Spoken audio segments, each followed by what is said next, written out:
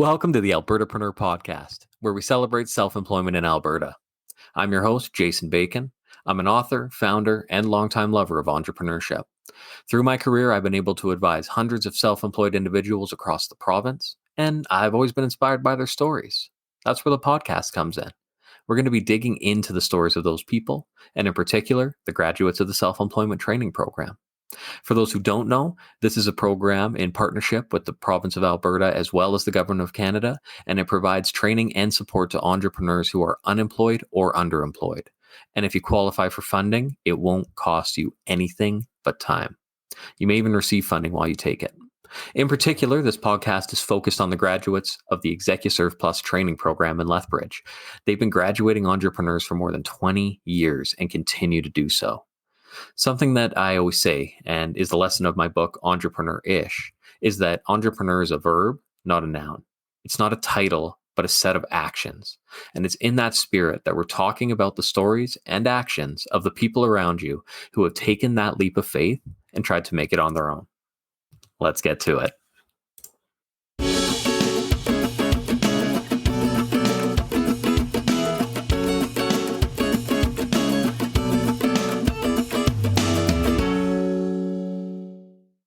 Welcome to, I think this is going to end up being the 5th episode of the Albertapreneur Podcast. And today, the topic that we are going to be talking about, the title of today's podcast, is Living and Working at Cause. And today, I'm very excited to have Richard Haynes with us. And Richard, welcome to the Albertapreneur Podcast, by the way.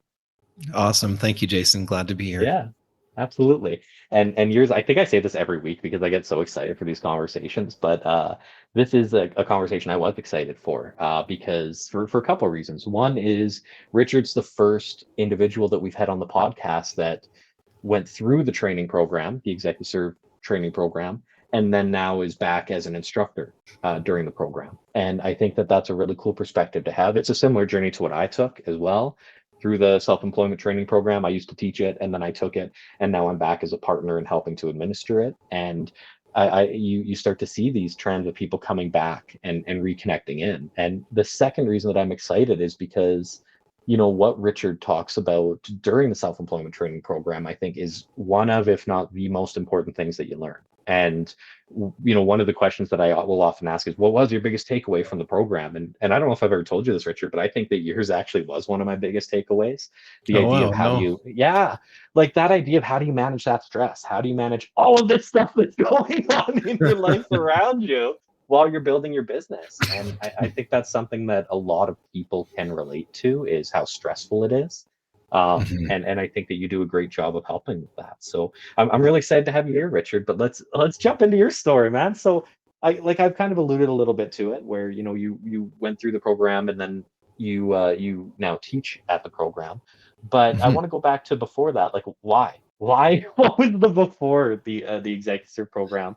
What were you doing, and why did you even want to pursue that self-employment journey? Yeah, honestly, Jason, when I got out of university, my goal was to secure a job that was stable for my family.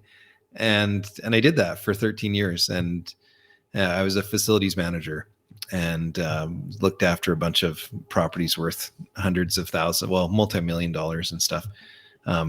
And I became good at it over time, and I did my MBA because I wanted some more leadership skills. And it was in that MBA where I learned that there was this career called coaching out there. So I took the class and just fell in love with the concepts, fell in love with developing people and these amazing principles that were so powerful to connecting and helping and just helping people to grow and different. Like one of the things I loved about it is that it was different than kind of your norm, where if you have the answer, you're of value, right? I provide the answer and that's value. Mm-hmm. And whereas coaching is kind of like taking the step back and providing value from a different perspective of helping people to gain this concept. So, or gain their own awareness of what's going on and be able to then be empowered to take steps forward. Because that's really where power exists or empowerment exists is in being aware, because Yeah, then you have the opportunity to make a choice. If absolutely. you're unconscious, then you're not going to be able to make a choice or choose something different, choose to change. And it's one of the beautiful things about entrepreneurship too, is there's all these choices, which can be overwhelming at times, right? So Absolutely. I love your differentiation when you talk about what a coach actually is, because I feel like that's, when I maybe this will be in the next book that I read, I don't know, but one of those things that I've noticed is that there's words that people will use all the time in business and entrepreneurship. Even entrepreneur is one of those words where people use it, but they don't really know what it means. And so I yeah, love that you talk about like coach, and there's a difference between a coach and a consultant. A coach is someone that helps you to understand and change that perspective by guiding you, and a consultant's like, here's the answer. Here's yeah, the yeah. here's the Cole's Notes version of what you're doing. And the word, like the title coach, has such a positive stigma around it in Mhm. society. And so I really think that that's why a lot of consultants gravitate towards calling themselves a coach, even though technically, like through all the core competencies and standards set by the International Coach Federation or other governing bodies, what they do is consulting, not coaching. Yeah, But for the most part, right? There's absolutely. always elements of coaching in what good managers and good consultants do, Yeah. but in a like very purist sense, and we were just talking about pure purist ways of looking at things with TV shows and stuff and Mhm. Tolkien. Yep. But in the pure sense for coaching, it is not giving people the answer. It is helping them to discover what already exists within them, or to connect the dots through powerful questions, usually open questions. Mhm. And then once in a while providing providing a possible road that they could take, like not mapping it out for them, but Yeah. providing some possible ideas. Yeah. So That's i really i cool. digress from my story a little bit. I'll get back to the timeline. That's my fault, Richard, though, because I really wanted to hone in on that point because I think it's important. So yeah, let's go back to your story. So you've been working for a while, you get your MBA, you kind of kindle this fire in you of, hey, this is really cool. This can actually help people. What's next? Yeah, so for me, it was really important to get certified, like to find an accredited certified, because in my MBA, the instructor was accredited with the International Coach Federation, the ICF, Hmm. and he explained how that works and how they were the largest ones and they were recognized by industry. And so for me, I was like, okay, that's the route I've got to take. So I started listening to podcasts and doing some research a little bit. And after about a year, I listened to a podcast that interviewed a lady from Australia who had started this coaching school. The International Coach Academy is the name of it. And I just really connected with what she had to say. She taught, like, all the principles she taught were what I was taught in my MBA program. And I just really liked, for lack of a better word, kind of her energy, like her presentation, her style, and connected really well with her. And so I looked into her school and signed up, and and then started taking it in like the end of 13 or 14, and graduated in 2015 from that program. And I started looking for coaching jobs. And as I looked on Indeed in different places, I soon discovered there are no coaching jobs out there. At least that's what I that's what I thought. And so I started going. I joined ICF, and I went to an ICF Toronto meeting where, because it looked intriguing to me, and I You're happened in to be in the area. Ontario at this point. You're not even in Alberta. You're Yeah, back living in we're in Ontario. we're in Kingston. Yeah, sorry, failed to mention that point. And um, so I went to this night, and this lady had been a coach for over 20 years, and been in the industry and was quite successful. And she said a couple of things that have stuck with me since then. And the biggest one was that um, you have to pretty much create your coaching business, and because there are no coaching jobs. And I just had that reality settle in, that was the case. And then she said something else. She's like, people don't buy coaching. People are trying to buy a solution to their problem. Mhm. So as you grow your businesses and stuff, just remember that, like, people aren't going to hire you just because you're a certified coach. And for me, that was a little bit of, at the time, it was a little bit of wind out of, taking the wind out of my sails, and just like, oh, a little bit of a gut punch. Mhm. Like, oh man, like, really, this thing that I absolutely love and that I want to do for the rest of my life, I've got to create my own business with it. Yeah. And I didn't want to. I had a lot of resistance to it. So what I did is I Why was, though, Richard? What was that resistance? What was, like, whenever you thought, I'm going to start my own business, what held you back? What were those thoughts? that's actually an awesome coaching question. I don't know, like, I can't pinpoint it for sure. Well, because it's awareness building for me right now. As I'm thinking about why did I feel that way? Part of it was my mind automatically goes to, well, my goal when I completed university is I wanted something stable. And then I was like, well, why was that my goal? And I think part of it was because I grew up like the way that I grew up. My dad was an entrepreneur, and he is his story is he'd gone to school and nearly completed his teaching degree and started doing student teaching, and realized he didn't like it, and so he stopped, didn't finish the degree, and then found ways as an entrepreneur to support our family. And as a kid, I was always taught that there wasn't wasn't a lot, wasn't an excess, and stuff. And I didn't, so I think this is why. And I didn't want to live that life where Yeah. we're always wondering, are we going to be able to support and pay the bills, and Yeah. yada yada yada. So I think that was part of it. So I was a little bit blinded by that perception about what entrepreneurship would be. And also probably created a little bit of baggage where that created the resistance. And so here I was, if I wanted to do what I dreamed of doing, what I was naturally good at. I had a lot of my instructors told me that, and it took a while for me to finally believe it.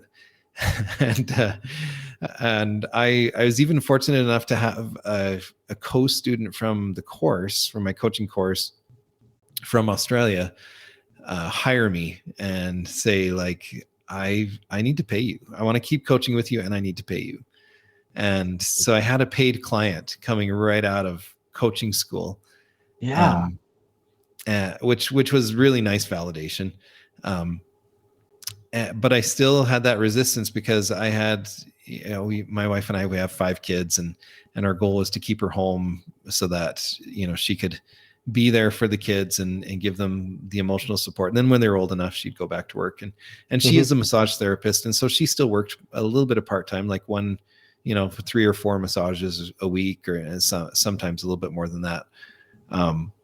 But we had this lifestyle that we loved and that we wanted to maintain. And so it just wasn't in the cards. And also I had kind of that baggage of, I don't want to do this going on Yeah. in my head. And it wasn't until, so I coached part-time, and until then, like, had 1 or 2 clients at a time through the next 3 years, with always having that dream and in my mind kind of working through what needed to happen. And then during that time, my sister got cancer, and she lived in Alberta, and it was stage 4. So we kind of watched from afar and came out, and every time we'd come out every couple of years, we'd spend time with her and visit her. But it was getting to the point in 2018 where it just wasn't looking good. It had been over 2.5 year battle. And so we're just like, we've got to get back home. We got to get back to Alberta. And I asked about a work transfer to keep my job, but there was nothing at the time. The organization was going through a transition, and they're going to totally change their structure, and they didn't know what that would look like or when that would happen. And we just didn't have the time. And so I we looked at actually buying other businesses so I could run those businesses or something that would be like a lateral move for me. Right. Um, and none of them felt quite right. and and I was just, and I always in the back of my head, I knew like I could start my coaching practice, but I was like, oh man, like how do you give up a good, well-paying job that supports your family to start from scorched earth? Here Yeah. we're starting from Yeah. zero, Yeah. and In it a new wasn't. place, like, right? Like, how do you just Well, leave it all? Alberta Right. was home, but yeah, that wasn't so much of an issue. But yeah, you're right. It's like you leaving everything, moving back home, but having been away from home for 7 years, right, and Mhm.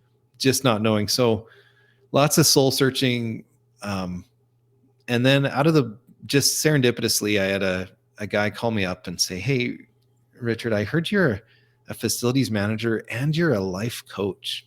And I never liked the term life coach, by the way. I'll call myself that now, but I was like, Yeah. but being cordial, I was like, yeah. He's like that. Like, how did those two even mix?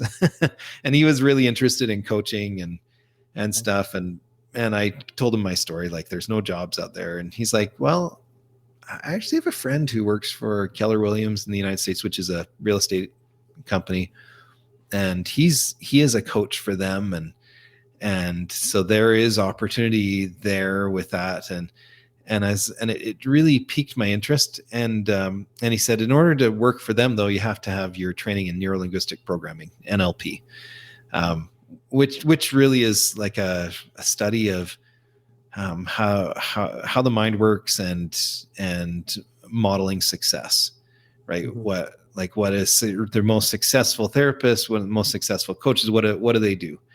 And he said, and there's one coming up, if you want, I'm willing to, I want to go too. And so ended up like 2 weeks after this conversation, we were in Chicago together going to an NLP training for 4 days. And that was the start of like just changing stuff for me, changing my perspective, changing the tools that I could bring as a coach and offer people. And 2 months later, we were in California, and we'd sold our house. I'd moved my family, and so in this is November of 2018. I spent 15 days in Carlsbad, California, and took the next level of the training, learning how to do learning how to do breakthrough sessions for people, and just something very tangible, very marketable, very impactful, like immediately impactful. And also remember that that advice I was given those years earlier of people don't hire a coach to be a coach, they hire a coach to solve a problem. And this gave me that ability to speak to what some of those problems are.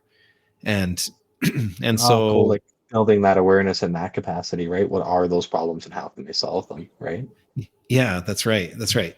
It's like it's easy when you're maybe this is my perception. It's easy when you're in the trades, right? A plumber, electrician, and stuff. Because what's your problem? Well, I need a toilet on, right? Or I need this pipe fixed, or or I need Mhm. this wiring done. Those are problems that just like, yeah, I solved that, and it's ubiquitous because everybody knows that that's what they do. Mhm. Coach is much different, where I've got to teach all the time what coaching is, and Mhm. so now I had this ability to solve a problem. And so I was like, okay, so I set a date of when I was going to leave my job, and they weren't pushing me out. I was still doing a good job. I was still, very much connected, and but I knew the end was near because I was living out there with some friends, and my family was out here, and that was hard. And I left my job. I think it was January 25th of 2019, and began the journey of entrepreneurship again. So I did start a landscaping business in university, and that's a whole nother story for another time, Jason. But started this journey of entrepreneurship and started going along, and I had a couple of friends who were just like hired me right away support me, and just felt like a need for that. And and then I heard about the ExecuServe program a couple months in. I was kind of like just on the edge of having left my job and being eligible at that time for the criteria that they required to be able to get EI and stuff like that for the funding for the program. And I heard about the program, and sorry, go ahead. How did you hear about the program? It was through so when I left my job, I had a friend out there, a chiropractor, who the first thing he said, or as I was about to, he said, the first thing you need to do is go join a BNI chapter, business networking chapter. And I knew about BNI because Andrea, my wife, had been part of it when we were dating 18 years earlier. And I'd been a sub for her. And so I was like, okay, yeah, that's a good idea. So I joined BNI, and one of the members in the chapter, Brooke Bevan, had gone through the program, and we were just chatting one day, and she's like, oh, you should totally go to ExecuServe. And I was like, what's ExecuServe? And she's like, it's this program where they teach you a lot of different skills of being an entrepreneur, and it's also they've arranged it so that there is funding to help out these new entrepreneurs to get going. Yeah. And you get this funding for, at the time it was 6 months, and to really help you build, get the clientele and stuff. And I was just like, whoa, okay, this is a great resource. And so I went and chatted with them, and my expectations going in, because I do have an MBA, and I've done a lot of research, like just my personality. I'd got myself as prepared as I thought I could. My expectation going in was I'll probably learn some things, but the funding was more valuable to me at the time. Sure. And so I went into the pro, and especially Jason, the stress management day, I kind of had that attitude of like, well, what's she going to teach me? Right. I've got, I know a lot of this stuff, and and then that ended up being my favorite day of the whole program. just that is like, always the way that it goes. And like, I so feel that, Richard, because I like used to teach the business planning portion, and then I came in and I felt like I had a really great basis. I'm like, I've helped hundreds of entrepreneurs. I've advised for the past decade, really. And I went in thinking like, of course I'm going to learn some stuff. And the days that I thought I would learn the least, I learned the most. And I just couldn't get enough of it. Yeah. It was so good. You're right. It's funny. And after that day, I felt like my perception beforehand was a little bit arrogant, and it probably was to some point, but at the same time, that's just kind of how our brains work. And it's fine. It's good. And I found a lot of value in the rest of the course too. So some of it was review, and some of it was just like when you talk to different entrepreneurs, and that's this course is made up of people who've been there, done that, and they are entrepreneurs themselves that teach it. And when you talk to them and you can ask them questions, or you hear their perception and their perspective of their experience, you just gain so much more from it, because everybody has a different one. And not to mention the wealth of knowledge that each one of them has, whether it's accounting and bookkeeping, all the way to marketing, or to public speaking, or insurance, whatever, or business planning.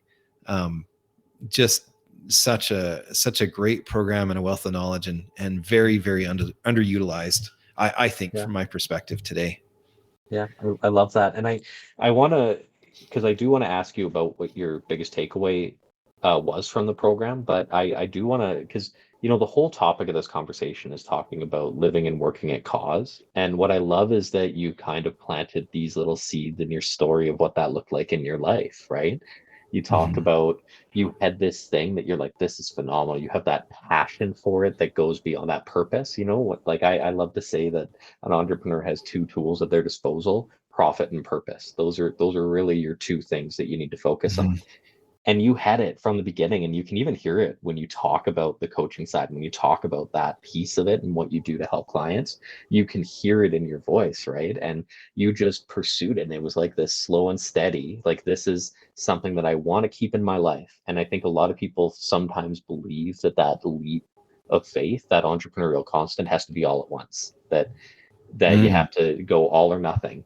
And you and I are very similar in that that's not necessarily the case. You can have maybe some steadiness in a full-time job potentially, and then build something on the side of the desk and make it viable and understand and grow that purpose and understand how to make the value you create for your customers better, right?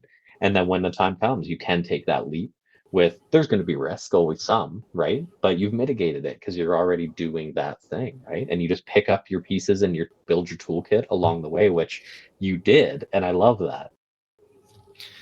And there was still some scary moments Oh, as well. absolutely, absolutely. There's always like terrifying, scary moments. I Yeah. do want to go in. What was your biggest takeaway? Do you think? I love how you mentioned the entrepreneur connections, because I think that entrepreneurs build entrepreneurs, and having those perspectives is phenomenal. What would you say was your biggest takeaway from the training program? That's a great question, because there, like, I had a lot of takeaways of, um, like Darcy's telling us that to, he said something similar. I don't remember how he put it, but it's, you're taking the pains away. I think that's what he said. Hmm. Like as on, at least that's what they do. So you got to come up with this slogan. And again, it's the same concept as you're solving a problem. Yeah. And then the passion, like Linda with her I don't know how much they costed, boots, right? The pink suede boots or something like Yeah. that. Yeah. And We just had a podcast recording that talked about that too, about Linda Kavanaugh and the sales training and the suede boots. I love it. yeah. And then Freddie doing the true colors, and so Hmm. another color personality thing, and giving some more language, at least like a common language to the class with it. And how, when I teach my portion now, I'll teach half the day, and then I'll go in and I'll guess each one of their colors, and I'll let them guess mine, just just for Oh. fun. But you, like, those are the kind of things that stick with you. Probably the biggest takeaway um was, I it really was probably in the stress management day, Mhm. the one that I thought I knew the most about. Yeah. And it was just that our emotions, like, I just had it driven home of how important it is for us to be aware of our emotions, Yeah. and to be able to manage them. Control is kind of a stifling word when you talk about emotions, because you're gonna have them regardless. And we don't control the reaction that we have. We can control how we feel over time. But, and this is a spoiler alert, I guess, for people coming to the who are going to come into the class and come into mine. Yeah. Yeah. But you just can't. Your initial reaction is, it just happens. And so learning how to manage that, um, and then being aware of what your tools are all the time, and just Hmm. how important that is on the day to day. We all kind of innately know this, that this is important, and that spending a day talking about it just kind of drove it home. And it was interesting, is that at the end of the day, it just felt like I felt so heavy. Yeah. Um and I talked to the instructor afterwards, and she's like, "Oh yeah, I forgot to mention that." that Yeah. or there was some conversation where she's just like, "Yeah, that's normal. Like, when we talk about this stuff, you walk away with that, because because it's not something that we explore into very often, Hmm. and it's part of Stop. becoming self-aware." Yeah. And awareness, ownership, awareness, all that stuff is where your superpower lies. Everybody's superpower is in their awareness, because it gives them a chance Yeah. to change and make a positive impact in a different way. Yeah. I love that. Everyone's superpower is in their awareness. That's going to be a quote. I I love don't it. think I'm the one who coined that, but you can attribute it to me today, I guess. Absolutely. I hope it's from the podcast. That's fine.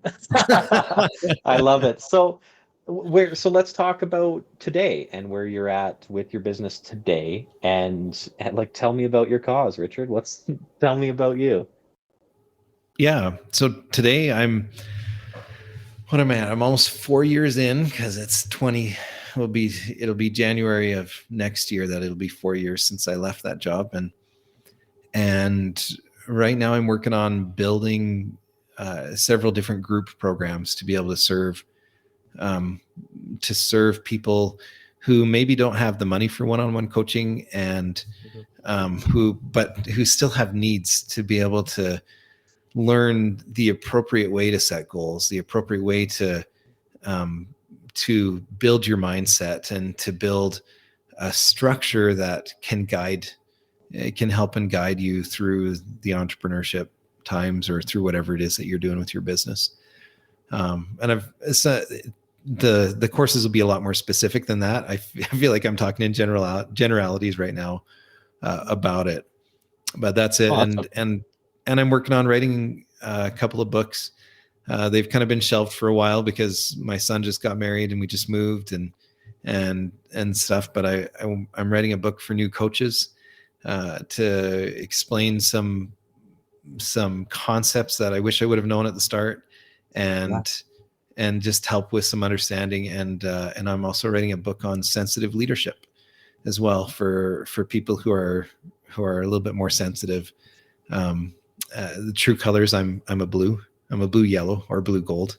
So I and for those who don't know, blue are the sensitive ones, and the ones that Freddie said have an antenna on the top of our head and know exactly how everyone's feeling in the room and kind of find that out. But with that, there's also some challenges in leading, right? Because of either heightened awareness or heightened your own being connected with your own feelings. And so just want to address that, because a lot of times in life we paint this leader as this great charismatic person who's unflappable, and they just focus and they drive and they go, and I've come to learn that that's just not reality most of the time. Once in a while you get a leader No. like that, but we're all humans. We all have feelings, and our feelings drive what we decide to do. Yeah. And it's important to be aware of. Absolutely. I love it. What now? Well, that's such a great point to almost end on. I do want to say if anyone does want to get a hold of you, Richard, what's the best way for them to do that? Best way would be email, and I will respond to my emails. My phone number, I don't answer my phone during the day while I'm in coaching calls. So, or my website's under reconstruction. So I do have a form on the website, but my email address is Richard, RACHARD, at empowerpotentialcoaching.com. And I know it's long, and that's okay, because it says exactly what I do. And that's Absolutely. what Linda taught us. Have your business say Absolutely. exactly what you do. So Absolutely.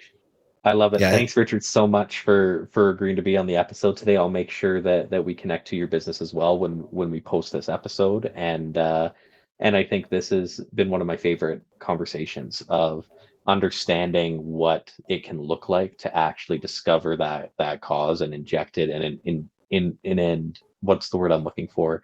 Kind of entwine it in your life and just make it a part of what you do every day. So thanks so much, Richard, for being a part of the Albertapreneur podcast, and we'll see you all next time. If you or anyone that you know could benefit from the self-employment training program, please connect them with us or ExecuServe Plus. The best way probably is to visit the Albertapreneur website or just call ExecuServe at 403-320-5604.